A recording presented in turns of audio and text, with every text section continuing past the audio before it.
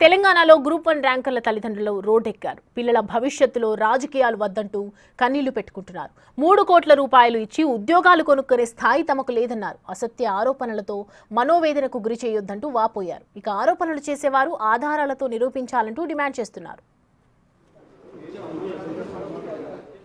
ఇక అన్ని పార్టీల నేతలు సహకరించి తమ బాధలు అర్థం చేసుకోవాలని గ్రూప్ 1 ర్యాంకర్స్ కోరుతున్నారు. రాత్రి పగలు తేడా లేకుండా కష్టపడి చదవామంటున్నారు. కొన్నేళ్లు కుటుంబాలకు దూరంగా ఉండి చదువుకున్నా లాభం లేకుండా పోయిందని కన్నీళ్లు పెట్టుకున్నారు. హైకోర్టుపై తమకు నమ్మకం ఉంటుందని చెప్తున్న ర్యాంకర్లతో మా ప్రతినిధి Sujatha face to face. Select అయినటువంటి విద్యార్థినులు ప్రస్తుతం మనతో పాటు ఉన్నారు. చెప్పండి, ఎన్నో ర్యాంక్ వచ్చింది? నాది 597 అండి. అంటే మీకు ర్యాంక్ వచ్చిన తర్వాత 3 కోట్ల రూపాయలు చెల్లించారు అని చెప్పేసి ఆరోపణలు వస్తున్నాయి, ఏం చెప్తారు? ఆరోపణలను మీరే అంటున్నారు కదండి, అంటే అదే ఫ్యాక్ట్. మా పేరెంట్స్ అందరూ కూడా లోపల ఎంత ఎంత ఎంత మాట్లాడినారు అన్నది ఆల్రెడీ తెలిసిపోయి ఉంటుంది మీకు. అసలు మేము అని అంటే మా పేరెంట్స్ ఇచ్చిన కాడికే వస్తుంది అది. అంటే వాళ్ళ కష్టం, వాళ్ళు ఇంత కష్టపడి చిన్నప్పటి నుంచి మీరు రైట్ డైరెక్షన్లో ఉండాలి అని చెప్పి పెంచింది ఈ డబ్బులతో ఈక్వేట్ చేసేసినారు దాన్ని. అది which is not at all acceptable and which is not correct also. దాన్ని అగెయిన్స్ట్గానే వాళ్ళు చెప్తే ఇంకా సొసైటీలో ఇంకా కొంచెం ఎక్కువ అబ్జర్వ్ అవుతుంది అన్న ఉద్దేశంతోనే వాళ్ళు నిజంగా ఏమనుకుంటున్నారు అని మీ ముందు పెడదాము అన్న ఉద్దేశంతోనే ఈరోజు ప్రెస్ మీట్ కండక్ట్ చేయడం జరిగింది. And everything is a baseless allegation only. They are only allegations. అది పొలిటికల్ గెయిన్స్ గురించి ఎవరైనా మాట్లాడినారా, లేదంటే వాళ్ళు మీడియాలో అపియర్ అవ్వడానికి మాట్లాడినారా అన్నది we have no opinion on that. మేము ఎందుకు వచ్చినాం ఇక్కడ, ఇంతమంది కలిసి ఎందుకు ఇంత పేరెంట్స్తో పాటు వచ్చి ఇంత బాధ ఎందుకు పడుతున్నారంటే, చెయ్యని తప్పుకి ఎవరు మాత్రం మాటలు వినాల్సి వస్తుంది చెప్పండి? ఎవరు వినాలని అనుకుంటారు? That is the main reason we held the press meet here today. And we already believe in the system.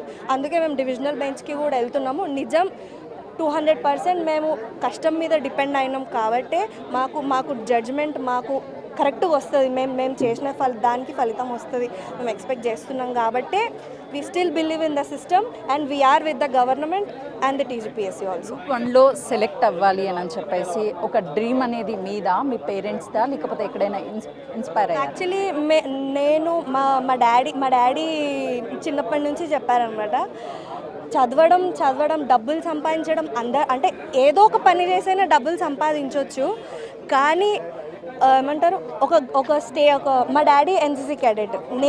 మా డాడీ దారిలో నేను వచ్చాను. నేను కూడా NCC cadet. I have represented the state in the Delhi also. నేషనల్స్లో వెళ్ళినప్పుడు నేను అక్కడ ఎప్పుడు కానీ ఏమంటారు సర్వీస్ ఓరియంటెడే ఉండింది. చిన్నప్పటి నుంచి కూడా కష్టం చేయాలి, you have to study hard. ఈ కాంపిటీషన్లో నెగ్గాలంటే కష్టపడాలి. యూపీఎస్సీ ప్రిపరేషన్ అట్లనే స్టార్ట్ అయ్యింది.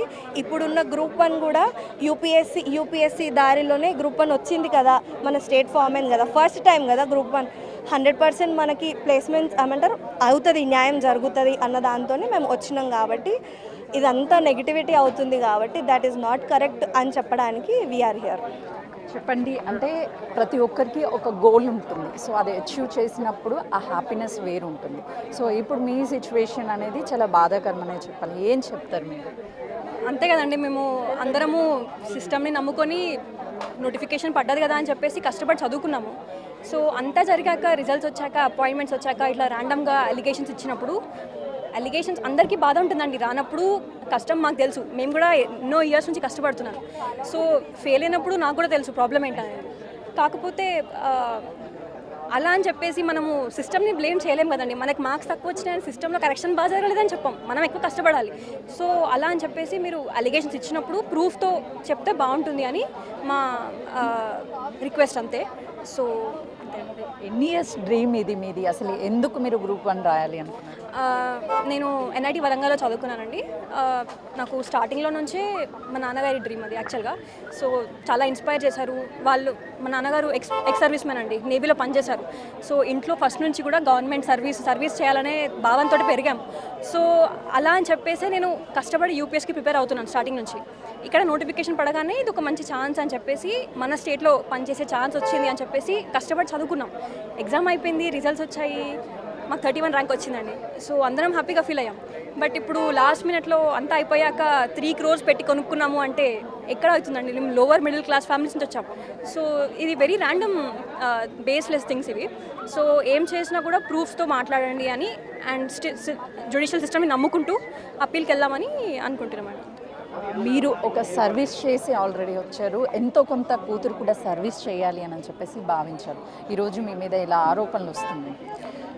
మా బాధ అదే అండి, అందుకోసమే ఈరోజు మేము వచ్చాము. నిన్న మాకు చెప్పారు ఇలాగా ఒక ప్రెస్ కాన్ఫరెన్స్ కాబోతుంది, వచ్చేస్తారంటే వెంటనే మేము వచ్చేసామండి. ఎందుకంటే మీరు చూడండి, ఈ 563 పోస్టులు ఉన్నప్పుడు 3-4 లక్షల మంది రాసినప్పుడు 563 వేకెన్సీ పిల్లగాళ్ళే సెలెక్ట్ అవుతారు. సో 500 నేను అదే చెప్పాను, 564 వచ్చినా కూడా రాదు ఉద్యోగం. సో అలా అని చెప్పేసి మిగతా అందరూ ఆ 3 లక్షల మంది అన్యాయం జరిగింది, మాకు ఉద్యోగం రాలేదు అని చెప్పేసి అది చాలా బాధాకరం అండి. పిల్లలను చూడండి, మీరు వాళ్ళ యొక్క బ్యాక్గ్రౌండ్ వెరిఫై చేయండి, ఎలాంటి స్థితిలో వచ్చింది. 3 కోట్లు అని చెప్పేసి మాట్లాడుతున్నారండి. ఎంత అన్యాయం అండి ఇది.